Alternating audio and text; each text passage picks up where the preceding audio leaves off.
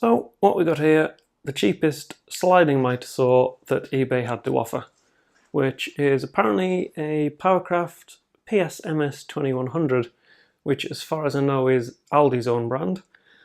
I paid about the sum total of 27 English pounds for this thing. I've seen it spin for about 5 seconds, but other than that, this is actually my first sliding mitre saw. So what we're going to do, the point of buying it, I need to do some flooring.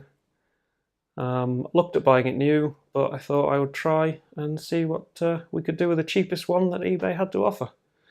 So what I'm going to do is sort of get it ready for use, see if there are any issues with it. When the seller did power it up, I did notice quite a lot of sparks and such coming out of the motor, which I'm hoping is possibly just the brushes, because this thing looks like it has had a hard life, although I don't know how old it is. But as you can see, I don't think it's been given much care and attention over its years. Okay, so I think first thing, we'll just power it up, and then you can see what I was talking about with the sparks. So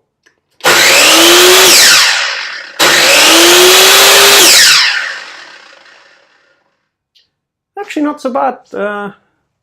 Not as bad as it was when it was powered up the first time, so I guess it's possibly been sat, by the looks of it, probably somewhere damp for quite a while. So I still think we're going to pop the brushes out and have a look, so we'll do that now.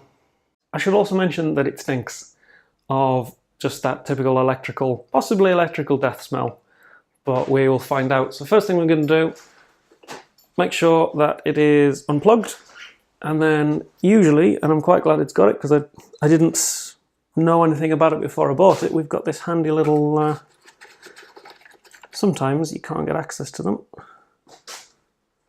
but we've got, oh, that's it's full of some kind of white stuff, so that's possibly, could probably been some kind of water in it, definitely some kind of moisture. Pull that out. So find where you are that. There's quite a lot of sort of burning, scoring on those brushes, but what I feared had happened is that there would be nothing left. So I'll have a look at the commutator in there. I don't know if I'm going to be able to show you that. Well, we've got a torch and we'll have a look, see. So yeah, commutator looks, alright, I've only got so many hands. Yeah, commutator looks alright. I'll have a look at the brush on the other side.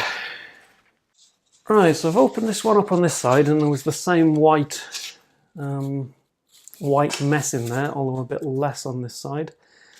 This one actually seems to be stuck in there fairly solid. Now I don't want to pull on it too hard because it does work as it is, but it is absolutely stuck in there solid. So I don't know whether that's indicative that it's damaged or whether it's just stuck due to dirt and moisture, but I don't really want to do any more damage to it. So I think I'm gonna try and get that out, although you know what they say about if it isn't broken, don't fix it. So more than likely just gonna regret that, but we'll see. Right, so a little bit of brute force got that out. Again, very much like the other side. They're both, if we hold them side by side, quite badly burned and there's quite a lot of whole chunks missing out of this one, and that's what was holding it in on the back edge. There's a bit of a burr on there, which I guess I had to get pliers on it and pull it out. In the end, well, those are crumbling. So right, first of all, what we're going to do is get new brushes bought. Alright, so I've got you down in there as best I can, and what we're now going to do, used a bit of white spirit, but feel free to use your solvent of choice, as long as it pretty much evaporates without leaving much residue. There's a bit in there. What we're going to do is try and find all the dirt, all the mess, in this case all the bits of shattered carbon from the brush. Try and get as much of that out of there as we can. So right, I'll do that on both sides and then we can have a look at the rest.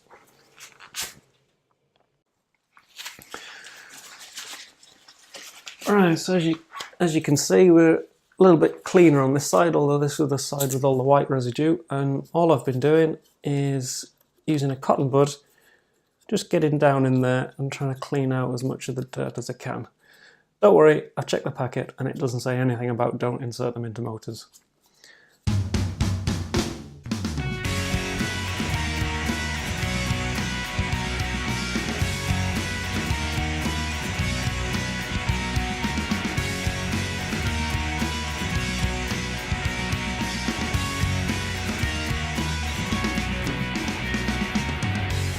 So, as far as I can tell, most of the mechanism,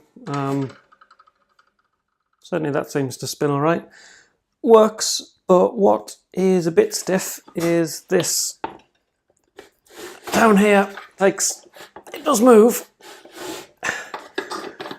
but it takes, I'm guessing, more effort than it should to, okay, so that locks that down. So if we wind that all the way back, and it still takes probably more than it should. I can still see from here there's quite a lot of dirt and stuff in there, so we're going to have a look at getting that out, see how we can take that apart. As far as I can, oh, there's locks. So which one does this? It's that one. So many locks all over this thing. And it does slide. Make sure you can see that. As horrible and as dirty as the sliders do look, and they don't slide particularly smoothly, but it does slide quite freely, which I'm quite surprised about. When I saw it in the pictures, I wasn't really holding out much hope. So I think now what we're going to do is probably just look to start stripping down some of the table mechanism. I'm going to take the blade off, going to get a new one of those. I don't know if it's been as well maintained and as well cared for as the rest of the machine. Don't really want that spinning around. So we're just going to get a new blade. See what one's on there. So now that says 190mm diameter, although from what I found on the internet, the machine is meant to take a 210 blade. It's 210mm diameter, so I'm not sure. Still, we'll get the ones recommended in the manual and see how that goes. Right, so let's see if we can whip this blade off. Still not quite sure what this does. It doesn't seem to do anything, but it does move. Unless it's some kind of trigger. No. Nope, who knows. Anyway, so, and then bring that around there. So that should stop that moving, and then, as far as I can tell, this is at 13. So which way are you going to go? Yeah, that way. So we're just going to take that out, drop it on the floor, and then remove the rest of the blade and see what we've got here. Whoops. What is it? Suitable for wood. 190. Now, the manual does say 210, so. Mikasa, so B and Q, I think. Oh yeah, B and Q. There we go.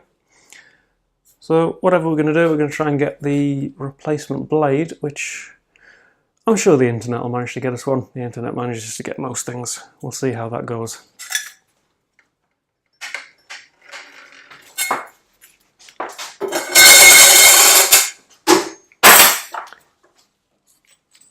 And then for now, we're just going to backwards threads. Right. We're just going to stick that back in there so I don't lose it, like I'm going to do with the rest of the stuff.